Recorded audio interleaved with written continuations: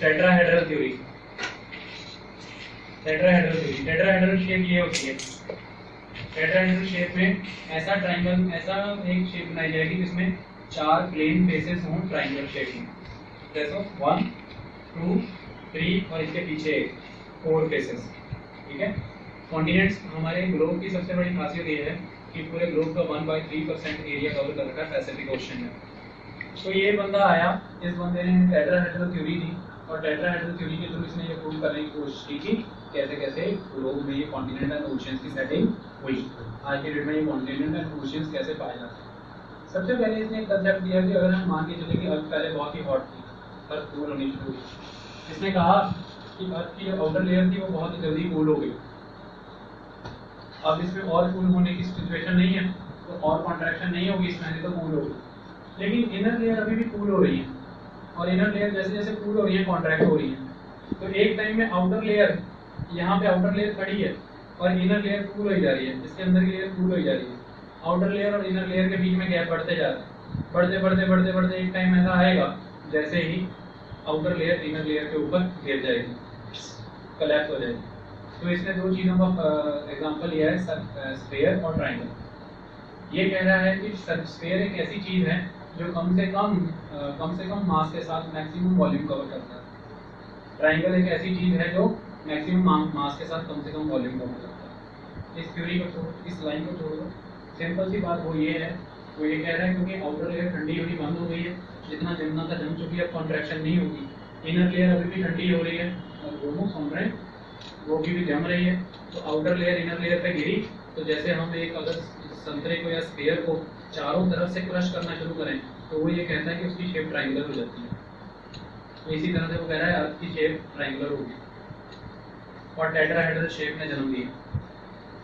इस tetrahedral shape में जन्म लिया, ये टेट्राहेड्रल शेप में जन्म लिया। तब उसने ये कहा कि जो इसके फ्लैट रीजन्स हैं, वहाँ पे ओशियंस हैं, Arctic Ocean, Indian oceans, Atlantic Ocean और पीछे वाली साइड जो देखने रही है that is Pacific Ocean. Flat regions पे आर्कटिक ओशियन ऊपर, Indian Atlantic Ocean, Indian Ocean और पीछे पैसिफिक ओशियन। और जो इसके हाई पॉइंट्स हैं, ट्रायंगल का जो हाई पॉइंट होता है, अगर आपके हाथ में एक प्रिज्म है, प्रिज्म के जो हाई पॉइंट्स बनते हैं उनको कहा जाता है एपेक्स। ठीक है, एपेक्स। जो एपेक्स हैं या जिनको कॉइलिन भी कहा जाता है, कॉइलिन, जो कॉइलिन्स हैं या जो एपेक्स हैं वहाँ पे लैंड है। यहाँ पर है कनाडा, यहाँ पे साइबेरिया, यहाँ पर यूरोप, बिल्कुल सेंटर में यहाँ पे अंटार्कटिका। ठीक है, यहाँ पर Antarctica, Europe, Canada, Siberia.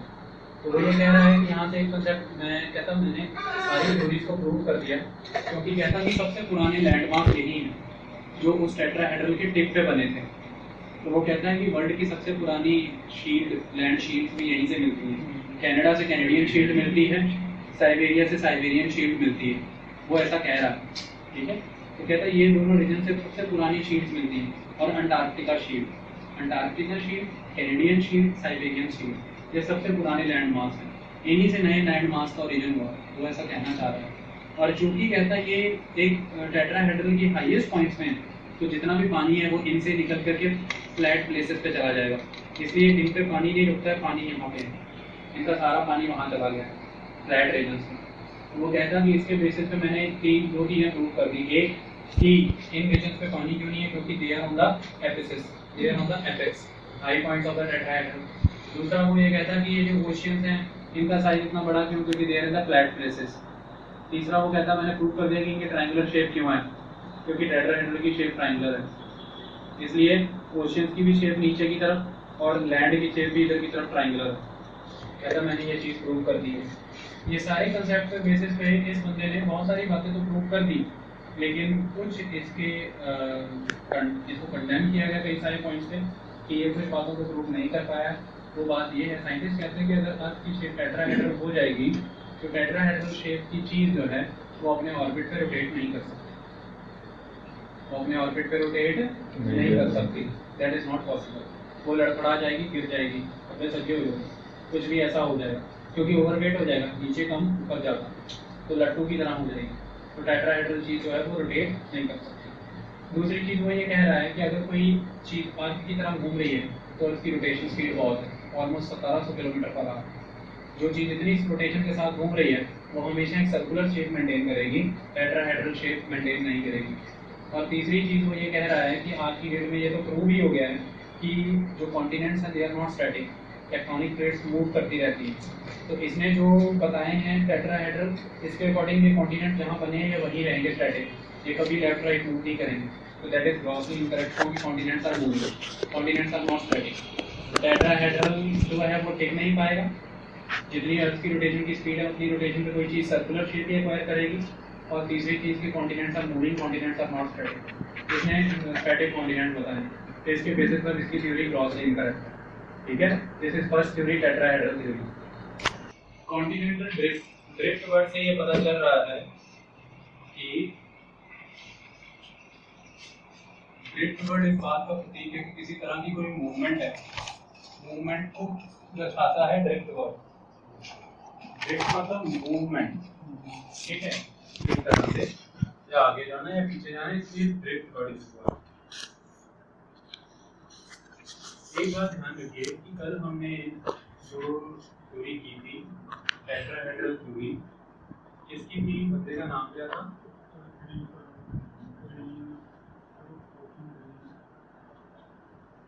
Evergreen.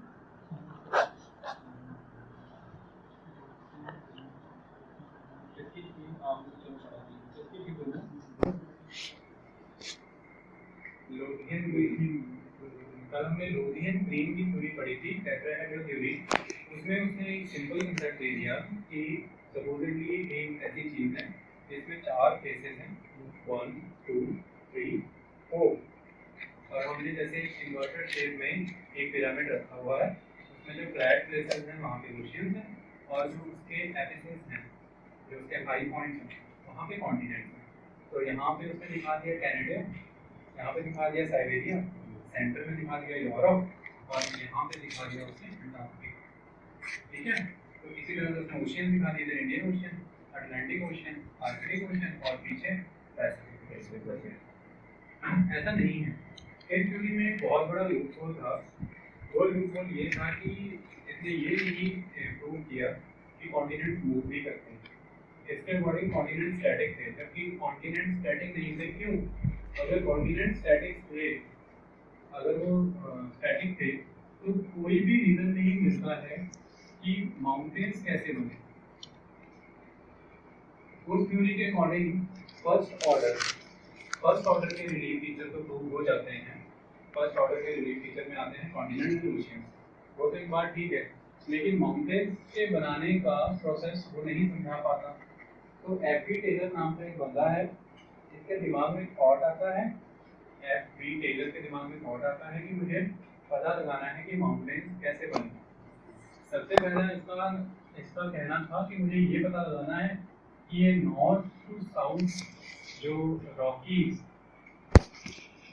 Mountain और एंडी माउंटेन हैं, ये कैसे बने हैं, इसकी डायरेक्शन नॉर्थ टू साउथ क्यों है, इस तरह से क्यों है। और दूसरा, वेस्ट से ईस्ट की तरफ ये जो अल्पाइन माउंटेन्स हैं, अल्पाइन माउंटेन्स जिनमें अल्पस, कॉकेसस और हिमालय माउंटेन्स आते हैं। देखिए तो जी, ये इनमें जो भी माउंटेन्स के नाम लिए जाएंगे, आप उन माउंटेन्स को मैप पे लोकेट करोगे। क्योंकि आपको उन माउंटेन्स को मैप पे लोकेट करना डिफिकल्ट होगा, टाइम तो नहीं होगा, आप इमीडिएटली या तो ग्रुप में पूछ लेंगे या क्लास में लेक्चर खत्म होने के बाद अपने साथ वालों से पूछ सकते हैं कि कौन से माउंटेन हैं, तो तभी क्विकली आपको उनकी लोकेशन का पता होगा। ठीक है, तो नॉर्थ साउथ और वेस्ट ईस्ट अरेंजमेंट का पता लगाना चाहता था ये। अल्पाइन माउंटेन रेंज में आते हैं Alps mountain, Caucasus mountain, Himalayan mountain जो कि वेस्ट ईस्ट है, और रॉकीज और एंडीज जिनको कॉर्डिलेरा माउंटेन्स कहा जाता है, कॉर्डिलेरा चेन ऑफ माउंटेन्स। ठीक है, तो इस सब चीज़ों का पता लगाने के लिए इसने कुछ एजम्पशंस की। एजम्पशंस क्या थी? देखो, जब आप सेकंड चैप्टर में मैंने छुड़वा दिया आधे के बाद, जब आप वो पढ़ोगे आपको उसमें एक चीज़, एक फ्लो नजर आएगा। देयर आर डिफरेंट एजेस, जब अर्थ बनाई जाती है ना, अर्थ बनाई जाती नहीं है, मगर अर्थ को कौन बनाएगा? अर्थ के बनने का जो प्रोसेस है, इसमें जो चीजें बनने का प्रोसेस है, उसका एक फ्लो है। सबसे पहले एरा होता है, एरा के नीचे पीरियड आते हैं, पीरियड के नीचे इको आते हैं। तो इस तरह से हो रहा है एरा पीरियड्स इको, डिफरेंट डिफरेंट चीजें होती हैं। तो जब आप यहाँ से देखोगे तो 4.5 बिलियन ईयर्स पहले ही अर्थ बनी है नॉर्मली, अगर हम ऑब्जर्व करें। ठीक है, पता लग रहा है ना? तो अगर आप इधर से पीछे की तरफ आएंगे तो 1 बाय 1 आपको यहाँ से स्टडी करके पता लग जाएगा। तो सबसे पहले पीरियड है Precambrian period, Precambrian period, then Cambrian period, Ordovician, Silurian, Devonian, Carboniferous, Permian, Triassic, Jurassic, Cretaceous, Eocene, Oligocene, Miocene, Pliocene, Pleistocene and Holocene. हम जिस एरा में रह रहे हैं दिस इज होलोसीन एरा। और इंसान का फसलें उगाने का प्रोसेस शुरू हुआ जब प्लेस्टोसीन एरा खत्म हुआ। प्लेस्टोसीन बाद का आइस एज, ये आइस एज थी, और अभी होलोसीन एरा चल रहा है। तो जब भी वर्ड ये वाले सुनने को आएगा तो समझ लेना लेटेस्ट की बात हो रही है। कौन कौन से? Pliocene, Pleistocene, Holocene. इसी के अंदर फर्दर डिवीजन है मायोसीन, इयोसीन, मिड मायोसीन, ये लेटेस्ट। और ये बस एक फॉर्मूला बता रहा हूँ सिंपल सा। और जब भी ये वाले पीरियड आ जाएंगे ट्रायसिक, जुरासिक, ये सारे, तो ये समझ लेना कुछ माउंटेन्स बनने का दौर है। ठीक है, कुछ माउंटेन्स बनने का पीरियड है। और इसमें आगे फर्दर ये पीरियड इम्पोर्टेंट है, Cretaceous period. This period is important. Cretaceous period is important, and this Carboniferous is important. लेकिन देखो Carboniferous से पहले भी कितने सारे पीरियड हो चुके हैं, है ना? तो मेन बात क्या है कि डिफरेंट डिफरेंट बंदे थे, डिफरेंट डिफरेंट टाइम पर। ये जो एफबी टेलर है इसने क्रिटेशियस पीरियड से चीजों को सुलझाने का प्रयास किया। कौन सा पीरियड? Cretaceous period. लेकिन पीछे कार्बोनिफेरस पीरियड भी था ना। तो एफबी टेलर क्रिटेशियस पीरियड से शुरू करता है, तो जिसके बाद आएगा वैगनर, वो और पीछे जाता है। वो किधर जाएगा? वो कार्बोनिफेरस पीरियड था। उसके बाद लास्ट में आएगी प्लेट टेक्टोनिक थ्योरी, वो कैम्ब्रियन पीरियड से स्टार्ट करेगी। तो तीन थ्योरीज पढ़नी है हमें, continental drift theory of Taylor, continental drift theory and sea floor spreading of Wegener, plate tectonics theory of the Harry Hess. ये तीन थ्योरियों से आपको आज की डेट का सारा कंसेप्ट पता लग जाएगा। तो इसमें सीक्वेंस बाय सीक्वेंस राज खुलेंगे, आप पेशेंस रखेंगे और बढ़ाएंगे नहीं। लास्ट तक आते आते आपके हर सवाल का जवाब आपको मिल जाएगा। और हर थ्योरी और पीछे की तरफ जाती है, और पीछे से टैंक होगी, क्या पता उससे भी पीछे कुछ हो, तो अभी हमें पता ही चला, इतना ही पता चला। तो ये तो हम कहते हैं ना कि 4.7 बिलियन ईयर्स हो रहे हैं अर्थ को बने, किसको पता है? क्या पता 50 बिलियन ईयर पहले बनी, कौन जानता? ये तो हमारी दृष्टि वहां तक पहुंची है, लेकिन आगे चले जाएंगे तो और आगे पता लगेगा कि वो वाली खत्म हो गई है अर्थ बनी थी, है ना? कि एकदम से अर्थ थी, इससे पहले 20 अर्थ बन चुकी है 5-5 बिलियन ईयर्स पे, ऐसा कौन ही जानता है ना? तो मेन कंसेप्ट हमारा ये है कि बाहर में जाए कोई कौन सी थ्योरी किस पीरियड में दी गई है, कार्बोनिफेरस में दी गई है, क्रिटेशियस में दी गई, अपन को लेना देना नहीं है। अपने को प्रोसेस समझ आना चाहिए कि आज की डेट में हमें जो कॉन्टिनेंट्स और ओशियंस मिले हैं, प्रक्रिया क्या है। बार बार मैं समझाता हूँ, प्रक्रिया पे ध्यान दिया करो, प्रोसेस पे। बड़ी सारे एजेस के नाम दिए गए, वो आपको नहीं याद करने। पेपर से ही एक दिन पहले, जब 15-20 मिनट के टाइम पे 2-3 एजेस का नाम मैं बताऊंगा, बस वो याद करके जाना। अभी सिर्फ प्रोसेस पे ध्यान दो, क्वेश्चन प्रोसेस पे आता है, टीचर प्रोसेस को समझना चाहता है। ठीक है, अब ये पता चाहता था कि माउंटेन्स के बारे में बताऊंगी कैसे बने। तो इसने क्या किया, आराम से अब आप चीजों को समझोगे, फिगर्स से मैं आपको दिखाते जाऊंगा चीजें। सुनिए, देखिए एक जमाने में क्या होता था, एक होता था ऊपर एक लैंड मास लॉरेशिया, इसे कहते थे लॉरेशिया, यानी कि अंगारा लैंड। नीचे होता था गोंडवाना लैंड, अंगारा लैंड, गोंडवाना लैंड। ठीक है, क्या होता था कि सबसे पहले इमेजिन किया गया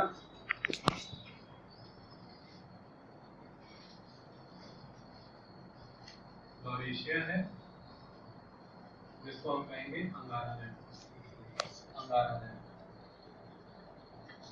इसमें कौन कौन सी आज के प्रेजेंट कौन कौन से लैंड मास आते हैं? सबसे पहले इसमें आ जाएगा north America, Europe, Greenland, Asia, ये इसमें आ जाता है। और इस लैंड मास के नीचे यहाँ पर था गोंडवाना लैंड।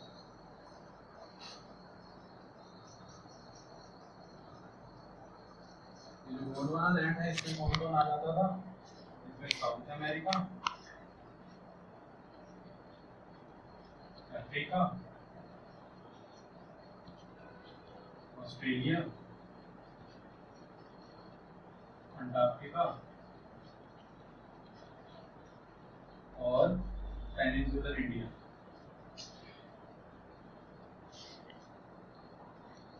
तो किसी जमाने में ये दो लैंड मास थे, लॉरेशियन यानी कि गारालैंड और गोंडवाना लैंड, जिनमें ये कंट्री। तो उस जमाने में आप कह लो कि कुछ इस तरह से लैंड मास हुआ करते थे दो।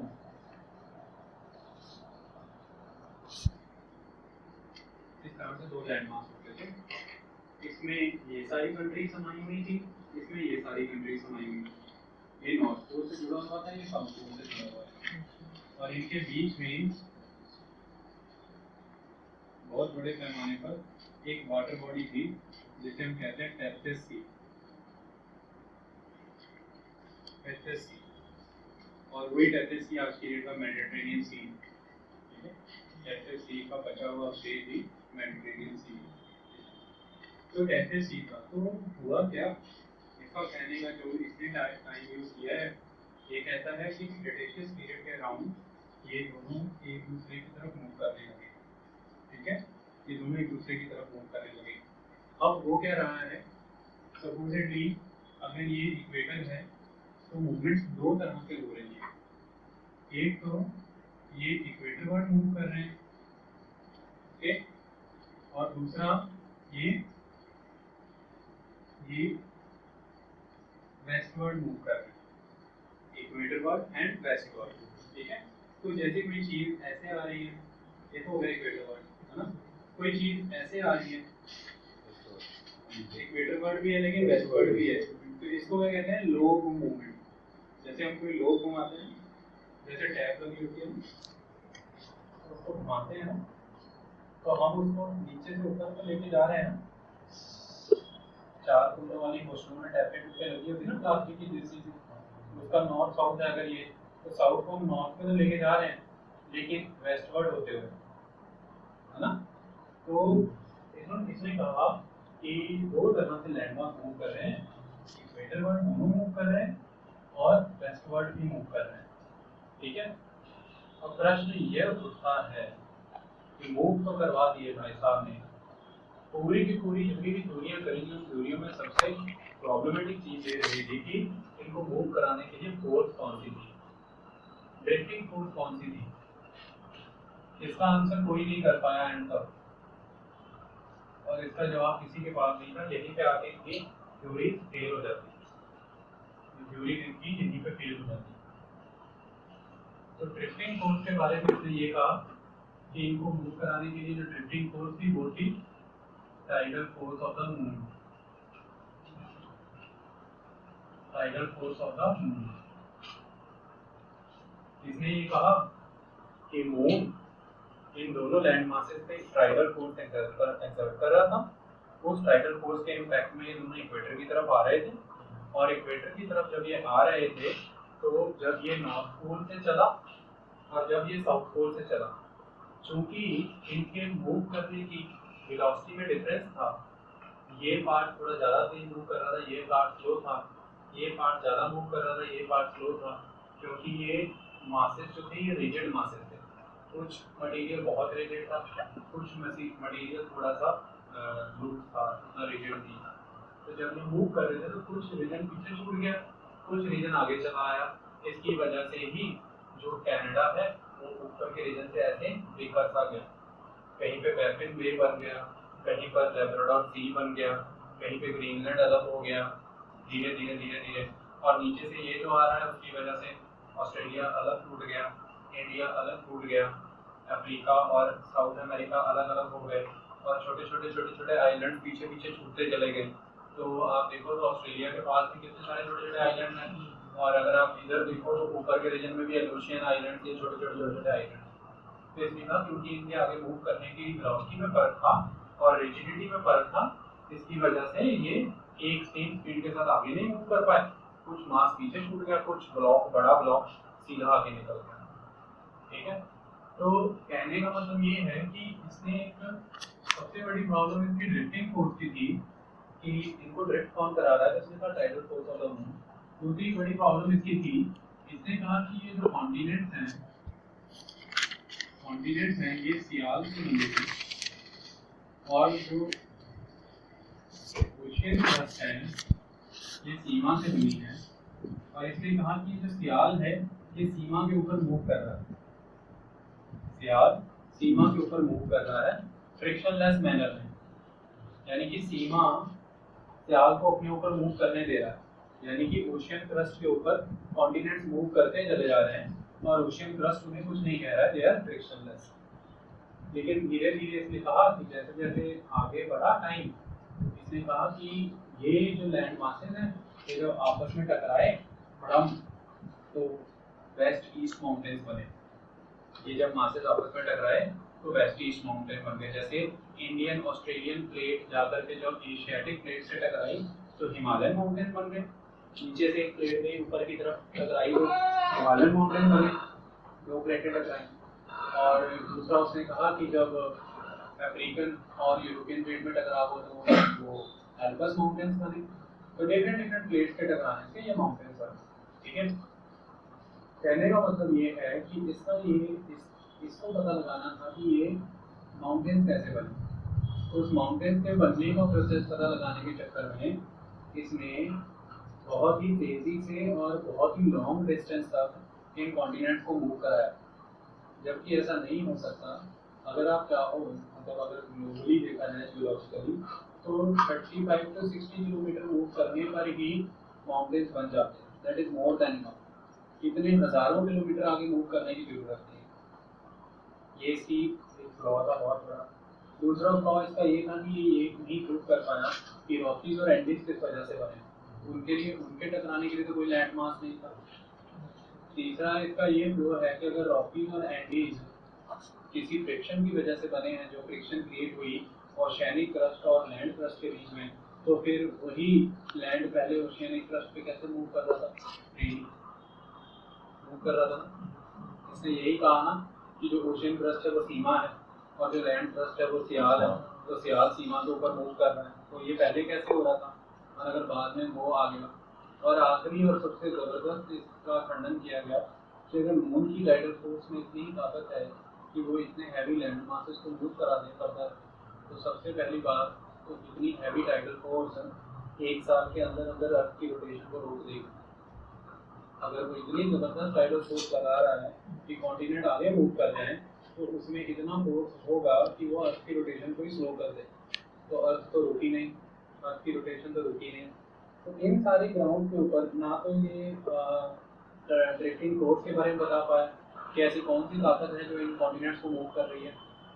ये उन छोटी छोटी आइलैंड आर्क्स जो बनते हैं जिनको फेस्टून्स भी कहा जाता है, ये उनके बारे में प्रमाण नहीं दे पाया कि उनके एग्जैक्टली बनने का क्या कारण है। ये बहुत सारे माउंटेन चेन्स के बारे में नहीं समझा पाया। ये नहीं बता पाया कि जो इनलैंड माउंटेन्स हैं, जो बाउंड्री पे माउंटेन्स है वो तो प्रूव हो गए, लेकिन जो अंदरूनी एरिया में माउंटेन्स होते हैं उनके बनने का क्या कारण है, ये प्रूव नहीं कर पाया। तो ऐसे बहुत सारी चीज़ों का आंसर ये नहीं दे पाया कि पहले जो क्रस्ट इजीली सियाल को मूव करने दे रही है, बाद में वही क्रस्ट रेजिस्टेंस क्रिएट करने लग गई, ये कैसे मुमकिन है। तो इन सारी क्वेश्चनों का आंसर ये नहीं कर पाया, जिसकी वजह से इसकी थ्योरी को खंडित कर दिया गया। 1908 में इसकी थ्योरी लिखी थी और 1910 में इसका पेज पब्लिश हुआ था। मेन बात ये है कि इसकी थ्योरी को नेगेटिव इस बात का जाता है कि इस बंदे को कॉन्ट्रैक्शन थ्योरी, इसके पहले जो आपने पढ़ी वो कॉन्ट्रैक्शन थ्योरी थी ना, हमने पढ़ा ना कि अपर लेयर कॉन्ट्रैक्ट होना बंद हो जाती है और इनर लेयर तब तक कॉन्ट्रैक्ट करती रहती है। इस बंदे को कॉन्ट्रैक्शन थ्योरी पर बिलीव नहीं था। इसका मानना ये था कि कॉन्ट्रैक्शन थ्योरी ये नहीं बता पा रही कि आज की डेट में जो लैंड फॉर्म्स हैं और जो माउंटेन्स हैं, जो प्लेटूज हैं, उनका ओरिजिन कैसे हुआ। ठीक है, आपने कॉन्टिनेंट्स की लोकेशंस और ओशियंस की लोकेशंस बता दी, आपने उनकी ट्रायंगुलर शेप को प्रूव कर दिया, आपने ये बता दिया कि पैसिफिक ओशन का इतना साइज बड़ा क्यों है, वो सारी बातें अलग हैं। लेकिन आपने सबसे प्रॉब्लमेटिक बात ये कही कि दे ऑल आर स्टैटिक, जबकि दे आर नॉट स्टैटिक, तो इनमें कोई ना कोई मूवमेंट है। तो इस थ्योरी को क्रेडिट ये जाता है कि ये पहली ऐसी थ्योरी थी जिसने कॉन्टिनेंट्स के डायनेमिक होने का कंसेप्ट दिया। इन्होंने ये बताया कि कॉन्टिनेंट्स कभी भी स्टेशनरी नहीं है, कभी भी रुके हुए नहीं है, दे आर मोबाइल, ये मूव करते हैं, एक दूसरे की तरफ मूव करते हैं, एक दूसरे से दूर मूव करते हैं, और कई बार साथ साथ भी मूव करते हैं। एक दूसरे की तरफ मूव करना, एक दूसरे से दूर मूव करना, कई बार साथ साथ मूव करना, ये सारी मूवमेंट एग्जिस्ट करती हैं। यहाँ से हमें ये पता लगा और इसके काम को आगे बढ़ाने का प्रयास किया गया। ठीक है, एफ.बी. टेलर का क्रिटिसिज्म भी बहुत हुआ, वही जो मैंने ग्राउंड्स बताई, लेकिन जो कुछ अच्छे लोग थे उन्होंने इसी थ्योरी को फाउंडेशन बना करके नेक्स्ट आगे की थ्योरियों को जन्म दिया। जैसे आपने यूनिवर्स वाले चैप्टर में थ्योरी की, वैसे ये भी थ्योरी इंपॉर्टेंट है। Tetrahedral theory, FB. टेलर की कॉन्टिनेंटल ड्रिफ्ट थ्योरी, अब आगे थ्योरी आएगी फिर से कॉन्टिनेंटल ड्रिफ्ट थ्योरी है वेगनर। वेगनर जो थे ये एक जर्मन मेटरोलॉजिस्ट हैं, ठीक है। ये बाद में क्योंकि ये मेटरोलॉजिस्ट थे, ये एटमॉस्फेरिक चेंजेस से रिलेटेड बंदे थे, तो इनको एक कंसेप्ट पता लग चुका था लाइफ में। इन्होंने ये ऑब्जर्व कर लिया था कि डिफरेंट साइंटिस्टों की रिसर्च से ये तो पता लग रहा है कि आज की डेट में जहाँ पर जो पेड़ पौधे हो रहे हैं वो किसी जमाने में यहाँ नहीं होते थे। आज की डेट में जो फॉसिल्स यहाँ से मिलते हैं वो फॉसिल्स ओरिजिनली यहाँ पे नहीं है, पहले कहीं और मिलते थे, अब कहीं और मिलते हैं। तो रीज़न क्या है इस चीज़ का? ये पेड़ पौधों का जो ट्रेंड है, क्या दो कंडीशन हो सकती हैं। उन्होंने कहा या तो ऐसा मान के चलता हूँ मैं कि अगर मुझे इस क्लाइमेट चेंज फिनोमेना का पता लगाना है तो दो ही चीज़ें हो सकती हैं। पहला, या तो अर्थ के जो कॉन्टिनेंट्स हैं वो स्टैटिक हैं और क्लाइमेटिक बेल्ट जो है वो मूव करती है। अर्थ के कॉन्टिनेंट्स स्टैटिक हैं, क्लाइमेटिक बेल्ट मूव करती हैं। तो वो हमने कल पढ़ा वॉबलिंग ऑफ द अर्थ, उसमें कॉन्टिनेंट्स आर स्टैटिक लेकिन due to the wobble of the earth climatic belt ऊपर नीचे हो रहे हैं। तो उसने कहा या तो एक ये कारण हो सकता है, लेकिन ये वॉबलिंग का कंसेप्ट है बहुत लेटेस्ट है। तो दूसरा उसने कहा, दूसरा ये हो सकता है कि क्लाइमेटिक बेल्ट स्टैटिक है, ये कॉन्टिनेंट्स ऊपर नीचे जाते हैं। दोनों सिचुएशनों में से कोई एक सिचुएशन तो है।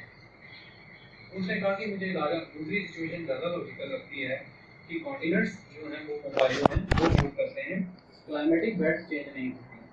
Climatic belt are static but continents are mobile. तो इस बेसिस में मैं कंसेप्ट पता लगाऊंगा कि इतने भयंकर क्लाइमेटिक चेंजेस क्यों आते हैं। तो पता लगाना चाहता था क्लाइमेटिक चेंजेस का, उसी चक्कर में पता लगा लिया उसने कि क्यों ओशियंस साइज में बढ़ रहे हैं, क्यों कॉन्टिनेंट्स एक दूसरे से दूर और एक दूसरे के पास आ रहे हैं, क्यों माउंटेन्स बन रहे हैं, क्यों आइलैंड आर्क्स बन रही हैं, और क्यों अर्थक्वेक आते हैं। ये सारी चीज़ों का साइड बाय साइड पता लग गया जब उसे एक चीज़ का पता लगाना चाहा।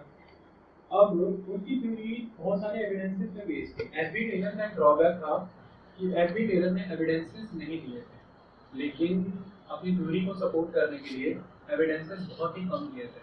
लेकिन वैगनर की एक खासियत है, वैगनर ने इनफ एविडेंसेस दिए ये प्रूव करने के लिए कि किसी टाइम पर एक कंसेप्ट हुआ करता था। इसलिए अब 2-3 टर्म थी हैं और स्टार्टिंग करी है एफ.बी. टेलर के क्रिटेशियस पीरियड से, लेकिन अब वैगनर उससे बहुत पीछे आ गए कार्बोनिफेरस।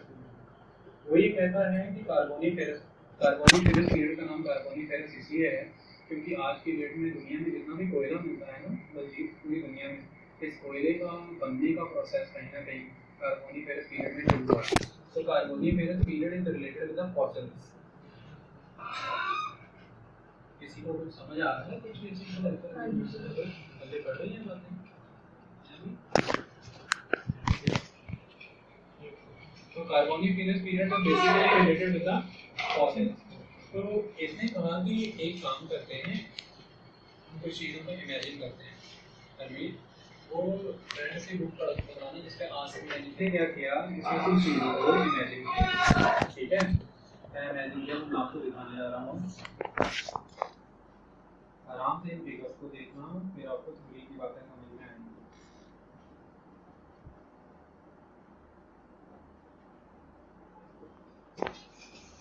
मैं पैनगिया का मतलब पैन वर्ड का मतलब कि एंटायर, मतलब पूरा, कहते हैं ना पूरा का पूरा। तो पैन माने एंटायर माने पूरा, गिया माने अर्थ, पूरी की पूरी अर्थ, एंटायर अर्थ, सिर्फ लैंड ही लैंड। तो this was called Pangaea. This central core landmass region is Pangaea, और Pangaea मतलब PANGAEA, Pangaea। कुछ लोग सीधा GEA भी लिखेंगे तो भी चल जाएगा। नेक्स्ट इसकी सराउंडिंग में देखिए, इसके सराउंडिंग में सारा का सारा वाटर है, इसको कहते हैं पैंथेलसा, PANTHALASA, PANTHALASA, पैंथेलसा। ठीक है, तो पैंगिया पूरा का पूरा लैंडमार्क, और पैंथेलसा माने पैन माने एंटायर, थैलेसा माने पानी, पूरा का पूरा पानी। तो वैज्ञानिक ये कहता है कि किसी जमाने में कार्बोनिक पीरियड में ये पूरा का पूरा जो है पैंगिया हुआ करता था, पैंगिया, और इसके सराउंडिंग में क्या होता था, पैंथेलसा। वो ये कहता है कि जो पैंगिया है इसमें स्मॉल स्मॉल वाटर बॉडीज पहले से थी, जो आज के जमाने के जो सीज है ना, समुद्र,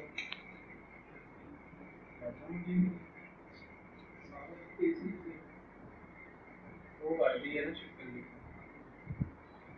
वो ये कहता है कि किसी जमाने में ये जो पैंगिया है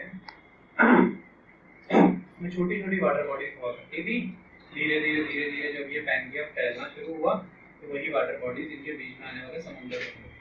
ठीक है, अब अपनी थ्योरी के एविडेंस में ये सपोर्ट क्या क्या देता है। सबसे पहला सपोर्ट, वेरी फर्स्ट एविडेंस, आप लोगों ने कभी वो वाली गेम खेली है, डिफरेंट टुकड़ों को लेके आपस में जोड़ना? उसको कहते हैं जिग सॉ गेम, जिग, ठीक है, JIG, सॉ माने SAW माने दल्ले, सॉ माने होता दल्ले, ठीक है। सो जिग सॉ फिटिंग, तो उसका कहना ये है कि अगर आप ध्यान से देखें तो आपको एक कंसेप्ट समझ में आएगा। नॉर्मली आप लोग अगर अपना ग्लोब देखेंगे ना, अपने ग्लोब में ध्यान से देखेंगे तो ध्यान से देखिए, this is Africa, this is Africa, this is south America. ये साउथ अमेरिका पूरा अफ्रीका में फिक्स होता है। आप जब भी कभी फिट करना चाहेंगे तो ये एलईडी फिट हो जाएगा, पूरा जिगसॉ, पूरा का पूरा ग्लोब जो है ना आपस में एक दूसरे में फिट हो जाता है। सारे के सारे कॉन्टिनेंट अगर सजा के डिफरेंट टुकड़ों में काट के रखें और फिट करना चाहें तो ये फिट हो जाएगा। तो ये कहता है कि अफ्रीका और साउथ अमेरिका की फिजिकल स्ट्रक्चर से ऐसा पता लगता है कि ये कभी एक यूनाइटेड लैंड मास थे, लेकिन किसी ने दोनों को पकड़ के खींचा है, तोड़ा है। तो जैसे लकड़ी के दो ब्लॉक्स को हम आपस में जोड़ सकते हैं, वैसे ही इनको आपस में जोड़ा जा सकता है, और ये बहुत ही करेक्टली एंड नीटली फिट हो जाएंगे आपस में। तो आप अपना वर्ल्ड मैप खोल के देख भी सकते हैं कि एग्जैक्ट फिट हो सकते हैं। वहाँ पर भी नजर मारिए, एग्जैक्ट जैसे केक का टुकड़ा कहीं से निकाला हो, सीधा वहाँ पहुँच जाएगा। पहला रीजन इसने ये बताया। दूसरा रीजन, ये पहला एविडेंस था जो इसने इसके सपोर्ट में दिया। दूसरा एविडेंस जो इसने इसके सपोर्ट में दिया वो ये था, दूसरा ये देखिए, ऐसे कनेक्टेड था कभी साउथ अमेरिकन लगती। दूसरा एविडेंस जो इसने इसके सपोर्ट में दिया है, अगर आप साउथ अमेरिका में देखेंगे तो ब्राजील और अर्जेंटीना, और अगर आप इस रीजन को देखेंगे तो अंगोला, कालाहारी, कॉन्गो बेसिन, ये कैमरून माउंटेन्स, ये सारे रीजन, और इस सारे रीजन की इनको जोड़ दें तो इनकी रॉक्स बिल्कुल सिमिलर हैं। तो जो रॉक्स हैं ऐसा लगता है जैसे ये इकट्ठा लैंड था फिर किसी ने तोड़ दिया। देखिए ये छोटी छोटी डिब्बियों वाली रॉक यहाँ पे, तो सेम यहाँ पे भी हुई है, जो यहाँ पे तो इनका रॉक स्ट्रक्चर बहुत सिमिलर है। ठीक है, एक तो इनकी फिजिकल सेटिंग से पता लगता है कि आपस में जुड़ सकते थे, दूसरा ये पता लगता है कि इनका रॉक स्ट्रक्चर बड़ा सिमिलर है। तीसरा इन्होंने ये बताया है कि बहुत इम्पोर्टेंट एक कंसेप्ट है, पूरा का पूरा साउथ वाला गोंडवाना लैंड आपस में जुड़ा हुआ था, उसका एक प्रमाण यहाँ पे मिलता है। वो प्रमाण ये है कि अगर आप ध्यान से देखेंगे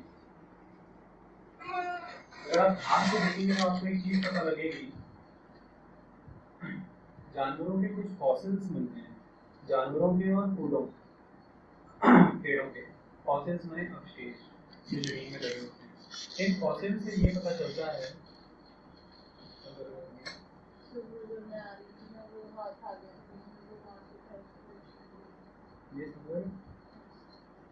फॉसिल्स मिलते थे।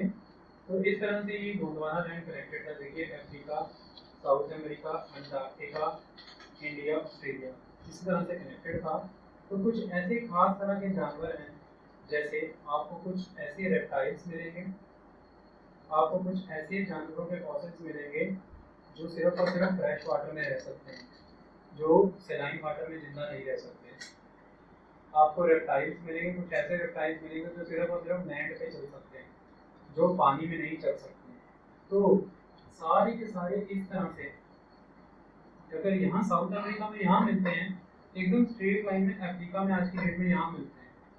और ये जो यहाँ पे रेप्टाइल मिलता है और यहाँ पे जो वो जानवर मिलता है, वो सारा का सारा इंडिया में भी मिलता है, और वही जानवर ऑस्ट्रेलिया में भी मिल रहा है, वही अंटार्कटिका में भी मिल रहा है। ये तभी पॉसिबल है जब कभी ना कभी ये कनेक्टेड है। क्यों? क्योंकि अगर कोई जानवर सैलाइन वाटर में जिंदा नहीं रह सकता तो हजारों किलोमीटर डिस्टेंस ट्रैवल करके ओशियन से एक जगह से दूसरी जगह पे तो नहीं जा सकता।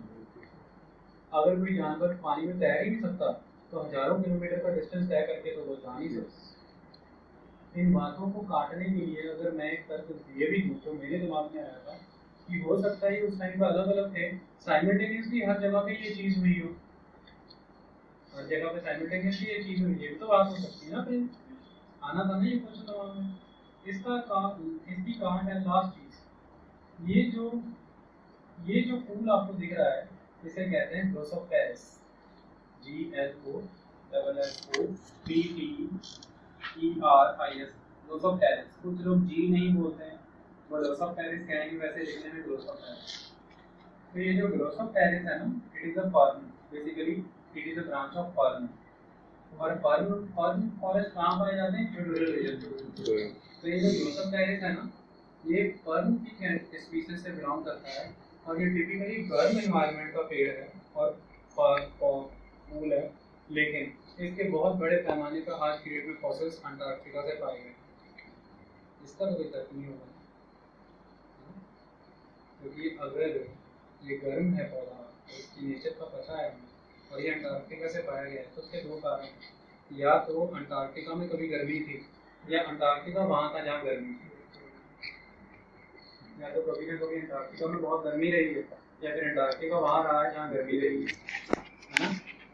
तो यही कारण है, ठीक है। तो बहुत बड़े पैमाने पर ये फॉसिल्स पाए जाते हैं। इन फॉसिल्स के पाए जाने से ये पता लगता है कि ये सारे के सारे आपस में कनेक्टेड थे किसी टाइम। ये दूसरा प्रमाण हुआ। पहला प्रमाण हुआ फिजिकल सेटिंग, दूसरा प्रमाण हुआ रॉक स्ट्रक्चर्स, तीसरा प्रमाण हुआ फॉसिल्स। चौथा प्रमाण ये पाया जाता है, अगर आप मुझे एटलस दें तो मैं दे सकता हूँ ये प्रमाण, अगर आप नहीं देंगे तो फिर नहीं दे पाऊंगा।